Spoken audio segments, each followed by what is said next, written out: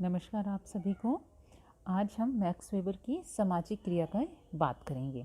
सामाजिक क्रिया का अध्ययन विभिन्न विद्वानों द्वारा अलग अलग दृष्टिकोणों से किया गया है, तो आज हम सर्वप्रथम वेबर के दृष्टिकोण की बात करेंगे। मैक्स वेबर ने सामाजिक क्रिया को समाजशास्त्र की अध्ययन वस्तु माना। वेबर ने सामाजिक क्रिया की वैज्ञानिक व्याख्या प्रस्तुत की और इसे व्यक्तिक क्रिया से भिन्न माना। समाजशास्त्र की वैज्ञानिक प्रकृति को दर्शाने के लिए उन्होंने सामाजिक क्रिया सिद्धांत का सहारा लिया। वेबर के सामाजिक क्रिया सिद्धांत की विस्तृत व्याख्या करने से पूर्व हमें क्रिया और व्यवहार के भेद को भी जानना चाहिए। सामाजिक संबंधों के निर्माण के लिए हमें विभिन्न लोगों से अंतःक्रिया करनी पड़ती है। इन अंतःक्रियाओं से ही सामाजिक संबंधों का जन्म होता है और सामाजिक संबंधों से समाज की क्रिया के लिए 4 तत्व आवश्यक हैं: कर्ता, लक्ष्य, साधन और परिस्थिति। किसी भी क्रिया को करने के लिए एकाधिक व्यक्ति या कर्ता होने चाहिए। वे किसी लक्ष्य को लेकर ही क्रिया करते हैं और लक्ष्य को प्राप्त करने के लिए व्यक्ति साधन भी जुटाता है तथा प्रत्येक क्रिया किसी न किसी परिस्थिति में ही संपन्न होती है। समाजशास्त्रीय दृष्टि से सभी प्रकार की क्रियाएं सामाजिक क्रियाएं नहीं होती, वरन केवल वे ही क्रियाएं जो अर्थपूर्ण होती हैं और जिनका संबंध व्यक्ति के भूतकाल, वर्तमान या भविष्य के व्यवहार से होता है, सामाजिक क्रियाएं कहलाती हैं। सामाजिक क्रिया के बारे में सर्वप्रथम विचार व्यक्त करने का श्रेय अल्फ्रेड मार्शल को है। उन्होंने उपयोगितावादी अवधारणा की विवेचना कर गतिविधि की अवधारणा को प्रतिपादित किया। मार्शल के बाद इटली के समाजशास्त्री पेरोटे ने विशिष्ट चालक और भ्रांत तर्कों के संदर्भ में क्रिया की अवधारणा का उल्लेख किया। प्रसिद्ध समाजशास्त्री दुर्खिम ने भी सामाजिक तथ्यों के संदर्भ में इस प्रकार के विचार व्यक्त किए। वर्तमान में वेबर ने अर्थपूर्ण सामाजिक क्रिया के सिद्धांत को प्रस्तुत किया। तो वेबर ने अपनी कृति सामाजिक और आर्थिक संगठन का सिद्धांत में सामाजिक क्रिया का सिद्धांत प्रतिपादित किया। तो आप अब इनकी बुक का ध्यान रखेंगे कि बुक कौन सी है, the theory of social and economic organisation, जिसमें उन्होंने अपना सामाजिक क्रिया का सिद्धांत दिया। वेबर समाजशास्त्र को सामाजिक क्रियाओं का अध्ययन करने वाला विज्ञान मानते हैं। वे लिखते हैं कि समाजशास्त्र वह विज्ञान है जो सामाजिक क्रिया का अर्थपूर्ण बोध कराने का प्रयत्न करता है, जिसमें इसकी गतिविधि तथा परिणामों की कारण सहित व्याख्या प्रस्तुत की जा सके। तो इस प्रकार हम देखते हैं कि वेबर ने सामाजिक क्रिया को समाजशास्त्र की अध्ययन वस्तु माना। सामाजिक क्रिया के द्वारा सामाजिक जगत की वास्तविकता का अध्ययन कर सकते हैं।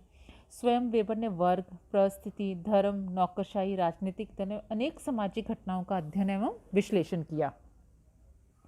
मार्टिन वेबर के सामाजिक क्रिया सिद्धांत को व्यवहारवाद की एक शाखा मानते हैं। वेबर कहते हैं, समाजशास्त्र के क्षेत्र में प्रकृति को भली भांति समझने के लिए आवश्यक है कि सामाजिक क्रिया को सही रूप में समझ लिया जाए। अब वेबर सामाजिक क्रिया को परिभाषित करते हैं। तो सामाजिक क्रिया को परिभाषित करते हुए वेबर लिखते हैं, किसी क्रिया को सामाजिक क्रिया तभी कहा जा सकता है जबकि इस क्रिया को करने वाले व्यक्ति या व्यक्तियों द्वारा लगाए गए व्यक्तिनिष्ठ अर्थ के कारण वह क्रिया दूसरे व्यक्तियों के व्यवहार द्वारा प्रभावित हो और उसी के अनुसार उसकी गतिविधि निर्धारित हो। इस परिभाषा में हम देखें तो स्पष्ट है कि क्रिया को सामाजिक क्रिया कहलाने के लिए आवश्यक है कि हम उसमें व्यक्तियों के व्यक्तिगत दृष्टिकोण को समझें, अर्थात व्यक्ति या कर्ता उस व्यवहार का क्या अर्थ लगाता है उसे जाने। वेबर के अनुसार कोई भी व्यवहार या गतिविधि अपने आप में कुछ भी नहीं है, किंतु यदि व्यवहार या क्रिया को करने में कर्ता किसी अर्थ को जोड़ता है तो वह क्रिया सामाजिक क्रिया बन जाती है। इसे हम यूं भी कह सकते हैं कि व्यवहार प्लस कर्ता द्वारा दिया गया अर्थ ही सामाजिक क्रिया कहलाएगी। पेरेटो क्रिया में दूसरे व्यक्तियों द्वारा दिए जाने वाले अर्थ को भी महत्वपूर्ण मानते हैं, वहीं वेबर स्वयं कर्ता द्वारा दिए जाने वाले अर्थ को। वेबर ने सामाजिक क्रिया को समझने के लिए उसके निर्वचन पर बल दिया। गतिविधि अपने आप में निर्वचन के बिना अर्थहीन है। वेबर सामाजिक क्रियाओं के निर्वचन पर बल देता है, इसलिए ही उनके समाजशास्त्र को निर्वचनात्मक समाजशास्त्र कहा जाता है। कई बार आपसे ये भी कॉम्पिटिटिव एग्जाम में क्वेश्चन पूछा जाता है कि फादर ऑफ इंटरप्रिटेटिव सोशियोलॉजी, निर्वचनात्मक समाजशास्त्र के जनक या किसने दिया इंटरप्रिटेटिव सोशियोलॉजी का कंसेप्ट, तो ये आपका वेबर ने दिया। वेबर के अनुसार सामाजिक क्रिया की यह भी विशेषता है कि वे अन्य व्यक्तियों की क्रिया से प्रभावित हो। अब वेबर ने सामाजिक क्रिया का अर्थ हमने देखा, तो अब हम वेबर की सामाजिक क्रिया की विशेषताओं की बात करेंगे। पहला है, सामाजिक क्रिया दूसरे व्यक्तियों के भूतकाल, वर्तमान व भावी व्यवहार द्वारा प्रभावित हो सकती है। वेबर के अनुसार यदि कोई व्यक्ति भूतकाल में उसे दी गई गाली का बदला लेने के लिए अपने शत्रु के साथ मारपीट करता है तो यह क्रिया सामाजिक क्रिया कहलाएगी।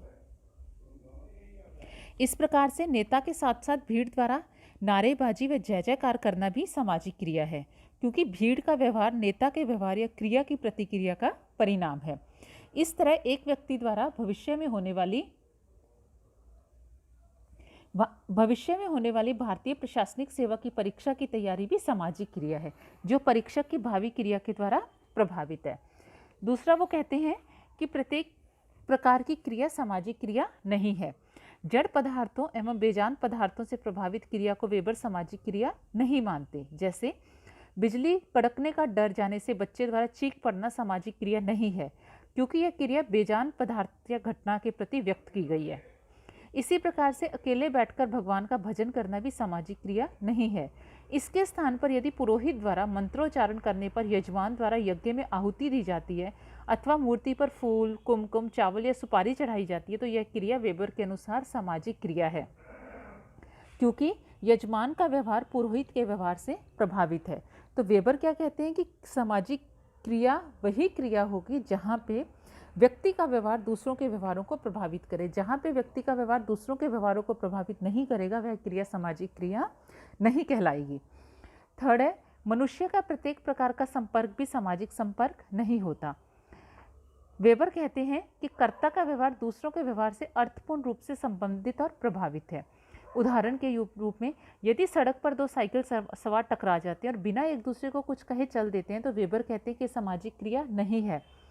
इसके स्थान पर यदि टकराने के बाद दोनों में गाली गलौज या मारपीट होती है तो उसे वो सामाजिक क्रिया कहते हैं, क्योंकि इन्होंने एक दूसरे के व्यवहार को प्रभावित किया। चौथा है, सामाजिक क्रिया ना तो अनेक व्यक्तियों द्वारा की जाने वाली एक सी क्रिया को कहते हैं, ना ही उस क्रिया को कहते हैं जो कि केवल दूसरे व्यक्तियों द्वारा प्रभावित है। दूसरे व्यक्तियों द्वारा एवं दूसरे व्यक्तियों के व्यवहारों द्वारा प्रभावित क्रिया में अंतर है। उदाहरण के लिए सड़क पर कुछ व्यक्ति जा रहे हैं और यदि वर्षा आने पर सभी व्यक्ति अपना अपना छाता लगा लेते हैं तो वेबर कहते हैं कि यह क्रिया सामाजिक क्रिया नहीं कहलाएगी। इसका कारण है, छाता लगाने की क्रिया का एक दूसरे व्यक्तियों की क्रिया से कोई संबंध नहीं होकर इसका संबंध किससे है? वर्षा से है। इस प्रकार से दूसरे व्यक्तियों का क्रियाओं का अनुकरण करना भी वेबर कहते हैं कि सामाजिक क्रिया नहीं है, जब तक कि दूसरे व्यक्ति या व्यक्तियों की क्रिया से अर्थपूर्ण रूप से प्रभावित ना हो। एक व्यक्ति को एक रास्ते में जाते हुए देखकर यदि दूसरा व्यक्ति भी उसी रास्ते से जाता है तो उसका ऐसा करना सामाजिक क्रिया नहीं है।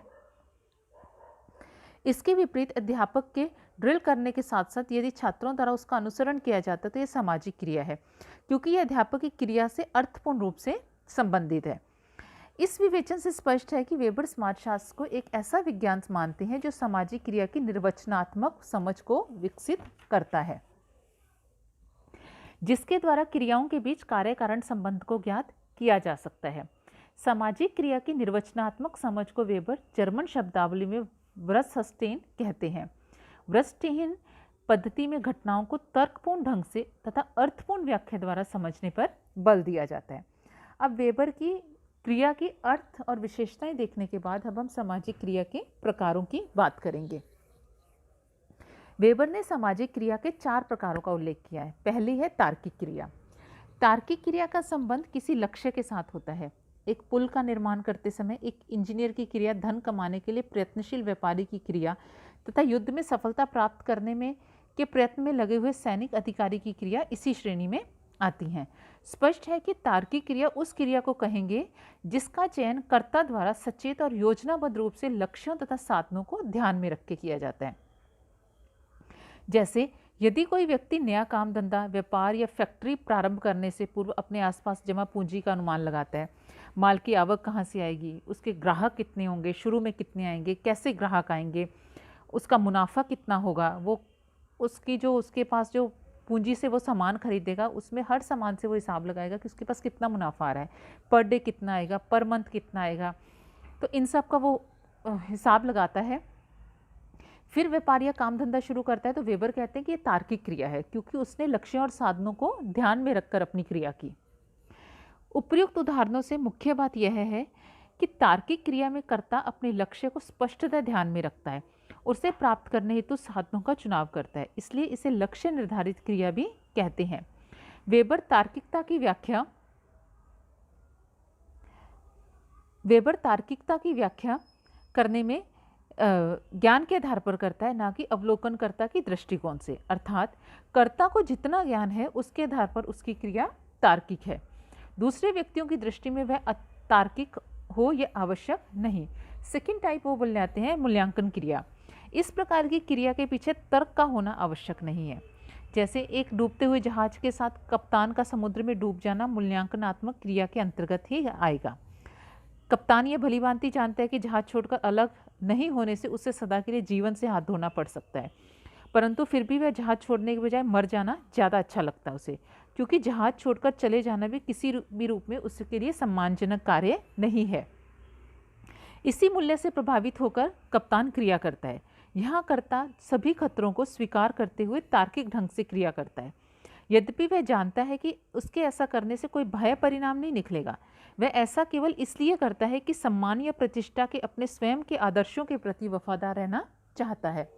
स्पष्ट है, जो क्रियाएं नैतिक, धार्मिक, कलात्मक, आदर्शात्मक आधार पर की जाती हैं तथा जिनके पीछे तर्क का होना आवश्यक नहीं, मूल्यांकनात्मक क्रियाएं कहलाती हैं। धार्मिक या नैतिक आधार पर इस प्रकार की क्रिया करने वाले लोगों से अपेक्षा की जाती है। उदाहरण के लिए, ईश्वर के भजन व दान पुण्य करना नैतिक दृष्टि से उचित माना गया, इसके पीछे तर्क का होना आवश्यक नहीं है। मूल्यांकन क्रिया के पीछे कर्ता का लक्ष्य सामाजिक मूल्यों को प्राप्त करना है।